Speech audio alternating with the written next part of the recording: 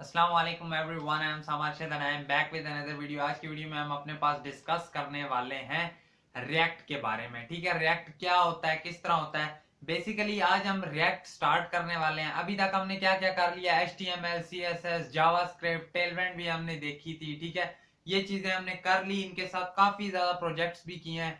और अब हम जंप करने वाले हैं अपने पास रिएक्ट में। रिएक्ट के बारे में मेरे बहुत प्लान्स है कि किस तरह हम रिएक्ट को लेकर चल रहे होंगे।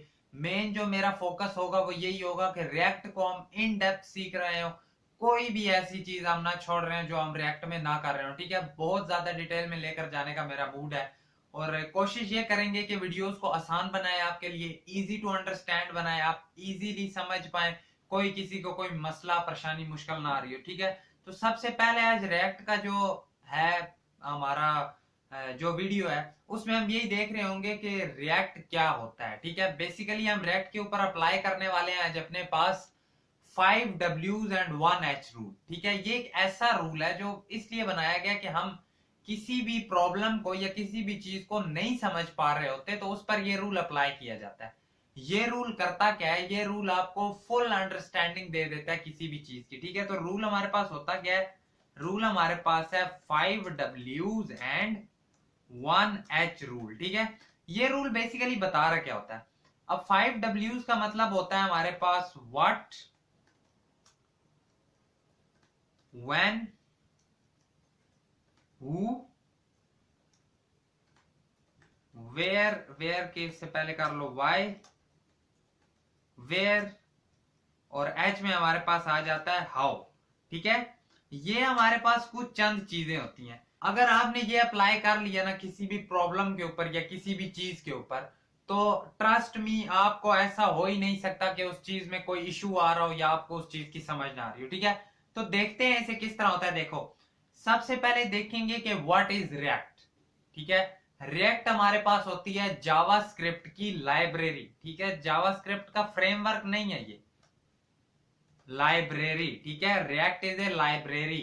रिएक्ट हमारे पास फ्रेमवर्क नहीं होता। आप बहुत से लोगों के मुंह से सुनोगे कि रिएक्ट हमारे पास एक फ्रेमवर्क है, बट नो, रिएक्ट जावास्क्रिप्ट की लाइब्रेरी है। ठीक है, जिसका मेन मकसद क्या होता है, जो क्रिएट की गई है बेटर यूआई। ठीक है, बेटर यूआई के लिए, इससे आप अपनी यूआई प्यारी सी क्रिएट कर सकते हो। ये इसका एक मेन रीजन होता है, मेन वजह होता है जो हम कह सकते हैं कि ये रिएक्ट है। ठीक है, जिस इसमें बहुत बेटर यूआई होती है। आप कह सकते हो अच्छा एक्सपीरियंस मिल रहा होता है आपको, दिखने में आप अच्छी कर सकते हो, परफॉर्मेंस वाइज ये चीजें इसमें सारी आ रही होती हैं। उसके बाद आप एक और चीज इसमें कह सकते हो कि कंपोनेंट, NENT, कंपोनेंट बेस। ठीक है, इसमें कंपोनेंट बेस चीजें होती हैं। अभी दोबारा से रिकैप करते हुए आएंगे, फिर आपको और क्लैरिटी मिलेगी। एक क्या मैंने आपको चीज बताई है कि ये हमारे पास जावास्क्रिप्ट की लाइब्रेरी होती है। ठीक है, बेटर यूआई के लिए यूज होती है। एंड देन इसमें कंपोनेंट बेस काम होता है। अगर आप कहते हो कि कंपोनेंट बेस क्या होता है, हमें तो नहीं पता, तो उसके लिए मैं आपको बताता हूं। देखो, छोटी सी एग्जांपल देता हूं आपको। लेट सपोज आपके पास एक ये है वेबसाइट आपकी। ठीक है, और उस वेबसाइट में क्या होता है, आप कह लो कि ये हमारे पास कोई कंपोनेंट था, या आप कह लो कार्ड। ठीक है, ये हमारे पास 3 कार्ड हैं, उसके बाद उनके बीच में ये और एक्स्ट्रा चीजें पड़ी हुई हैं। ठीक है, ये बीच में एक्स्ट्रा चीजें पड़ी हुई हैं बट ये हमने 3 कार्ड अपने पास क्रिएट किए हैं। ठीक है, अब होता क्या है, ये जो 3 कार्ड क्रिएट किए हैं, अगर हम HTML में आते हैं, ये 3 कार्ड हमें 3 बार क्रिएट करने पड़ने थे।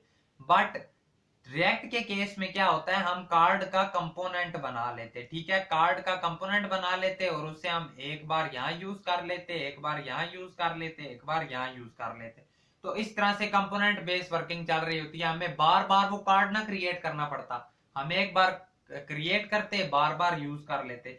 तो ये एक छोटी सी एग्जांपल है कंपोनेंट बेस की। ठीक है, अब व्हेन 2013 में इसे क्रिएट किया गया था। ठीक है, किसने क्रिएट किया था, जॉर्डन वॉक। ठीक है, जॉर्डन वॉक ये डेवलपर था इसका। ठीक है, जिसने इसे क्रिएट किया था। बेसिकली इसकी इतनी डेप्थ में नहीं जाएंगे, लेकिन फेसबुक ने इसे क्रिएट किया था रिएक्ट को। ठीक है, फेसबुक का ये डेवलपर था जिसने रिएक्ट को क्रिएट किया था। ये था क्या, आपको पता है, ये एक रिएक्ट की लाइब्रेरी, जावास्क्रिप्ट की लाइब्रेरी है जो कि यूआई इसमें बेटर बनते हैं, परफॉर्मेंस वाइज, etc etc, और कंपोनेंट बेस इसमें चीजें चलती हैं। अब मेन चीजें आती हैं वाई वेयर, ठीक है। अभी तक तो इजी था, ये चीजें तो पता होगी आपको, ठीक है।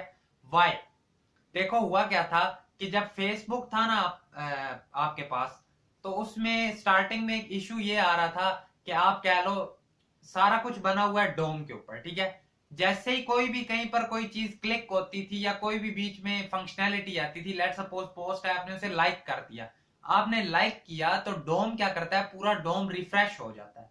डोम क्या होता है, तो डोम हमारे पास एक डॉक्यूमेंट ऑब्जेक्ट मॉडल होता है, जिसमें क्या फीचर है कि आप जो भी चेंजिंग करते जाओगे, जो भी चीज करते जाओगे, पूरा डोम रिफ्रेश हो जाता है, ठीक है। तो इसमें था क्या कि जब चेंजिंग्स वगैरह की गई ना, ठीक है, कुछ भी कोई पोस्ट लाइक हो, कमेंट हो, जो भी हो, पेज रिफ्रेश हो जाता था। जब पूरा डोम रिफ्रेश होता था तो होता क्या था, अब लेट सपोज बहुत सारे बंदों ने at a time Facebook open किया हुआ है, जो कि होता भी है, ज्यादा रिफ्रेशेस आ रहे थे, ज्यादा पेज रिलोड्स आ रहे थे, जिसकी वजह से ये हुआ था कि फेसबुक क्रैश होने के चांसेस बढ़ गए, ठीक है। लैग आने शुरू हो गया, क्योंकि जाहिर बात है बार बार रिफ्रेशिंग होगी, बार बार रिलोड्स आएंगे, तो लैग तो आएगा। उस टाइम फिर हमारे पास रिएक्ट क्रिएट की गई। रिएक्ट का कंसेप्ट क्या कहता है, रिएक्ट कहता है कि अगर ये एक पूरा डोम है ना, तो मैं अपना खुद का एक डोम क्रिएट करूंगा, ठीक है, जो कि एक वर्चुअल डोम होता है। अब एक डोम अलग, इसने अपना एक वर्चुअल डोम बना लिया। अब क्या होता है, ये virtual dome same to same dome के इक्वल है, ठीक है। जिस तरह का डोम है एज इट इज, ये इसी तरह का है डोम।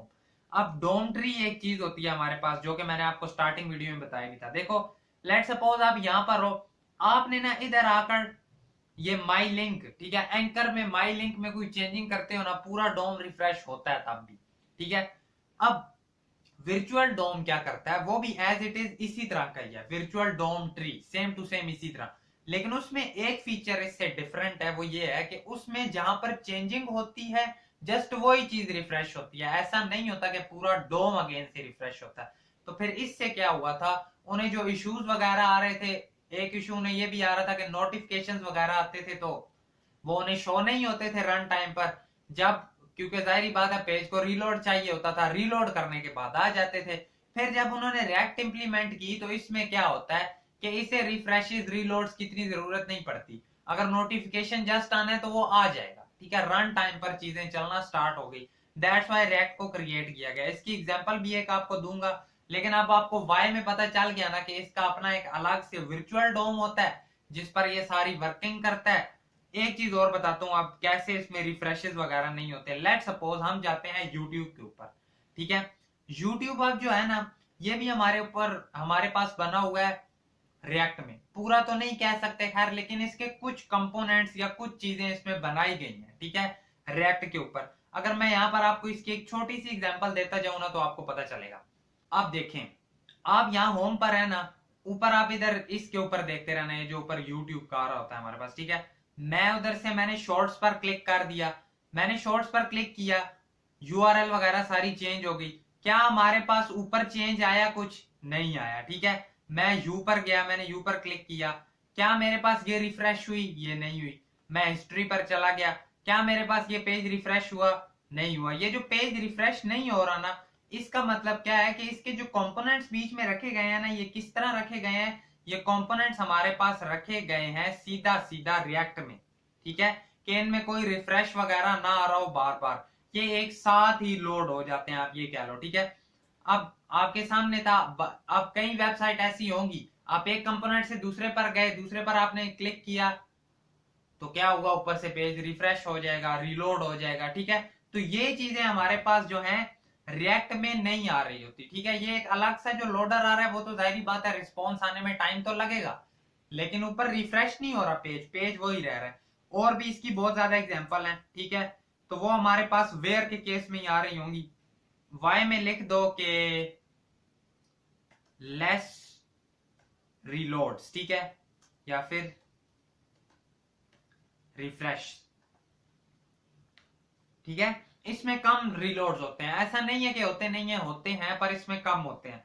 और वेयर कहां कहां यूज होता है, बहुत बड़ी बड़ी वेबसाइट्स हैं, आप कह लो वेब एप्लीकेशंस, ठीक है, वेब एप्लीकेशंस के लिए यूज हो रही थी। अब वेब एप्लीकेशन कौन सी होती है, जो डायनेमिकली वर्किंग कर रहे होते हैं ना, ज्यादा हर कोई तो नहीं यूज करता, लेकिन आप कह लो कि ज्यादातर, जिस तरह आप कह लो नेटफ्लिक्स रिएक्ट पर बेस्ड है, फ्लिपकार्ट रिएक्ट पर बेस्ड है, यूट्यूब के काफी चीजें रिएक्ट पर बेस्ड हैं, उसके बाद याहू कह लो रिएक्ट पर बेस्ड है। तो ये काफी चीजें रिएक्ट के ऊपर बेस्ड हैं, ठीक है।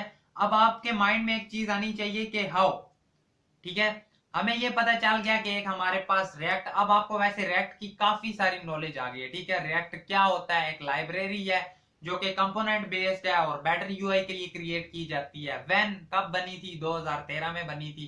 किसने बनाई थी, जॉर्डन वॉक ने बनाई थी।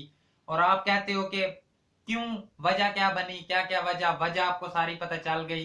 फिर आपको ये भी पता चल गया कि इसमें फीचर क्या है डिफरेंट, इसका अपना वर्चुअल डोम होता है, ये रिफ्रेशेस रीलोड्स नहीं होने दे रहा होता। कहां पर यूज होती है, तो वेब एप्लीकेशन में, ठीक है। बहुत सारी वेब एप्लीकेशन में यूज होती है। एग्जांपल्स भी दे दी, नेटफ्लिक्स, गूगल नहीं सॉरी, नेटफ्लिक्स, यूट्यूब, और भी आप कह लो याहू, फ्लिपकार्ट, इन पर ये रिएक्ट लगी हुई है, ठीक है। अब इसे हम लिख किस तरह से रहे होंगे, ये मेन नेक्स्ट क्वेश्चन आपके आना चाहिए माइंड में। तो इसे हम लिख रहे होते हैं JSX, ठीक है। JSX हमारे पास है, जिसके अंदर, जिसके थ्रू हम इसे लिख पा रहे होंगे। JSX क्या है, बेसिकली इसे हम जावास्क्रिप्ट XML कह रहे होते हैं, ठीक है। अब ये क्या होता है, इसमें एक जो और आसानी हमें गिवन है या जो दी जाती है वो हमारे पास ये होती है। वैसे तो JSX आपको अगली वीडियो में डिटेल में पता चल रहा होगा, लेकिन ओवरव्यू दे देता हूं। JSX हमारे पास ये होता है, देखो कि आप जावास्क्रिप्ट और HTML को एट अ टाइम एक साथ लिख सकते हैं, या आप कह लें जो जावास्क्रिप्ट अपने अंदर HTML लिखने की इजाजत दे देती है उसे हम JSX कह रहे हैं, ठीक है। तो बाकी आई थिंक सो आज की वीडियो में इतने ही। नेक्स्ट वीडियो में हम इससे थोड़ा सा और स्टेप आगे जाएंगे, उसमें हम आपको बता रहे होंगे कि हमारे पास इसका वर्क फ्लो क्या है, इसका जो बेसिक स्ट्रक्चर होता है वो क्या होता है, क्योंकि इसका स्ट्रक्चर समझना एक थोड़ा सा कंफ्यूजिंग हो सकता है, बट वो चीजें हम कर रहे होंगे। साथ हम थोड़ा बहुत उसमें और भी कंपोनेंट्स वगैरह कैसे बनेंगे वो भी देख रहे होंगे। बाकी I think so that is it for today's video. अगर आज की वीडियो पसंद है तो वीडियो को लाइक करना, चैनल पर नए हो सब्सक्राइब करना। मिलेंगे आपसे आपकी नेक्स्ट वीडियो में। Thank you so much and अल्लाह हाफिज। और इंशाल्लाह सेकंड वीडियो भी इसकी आज ही आ रही होगी, इससे अगली, तो थोड़ी देर तक आ जाएगी, उसके लिए बस वेट करें। Thank you so much.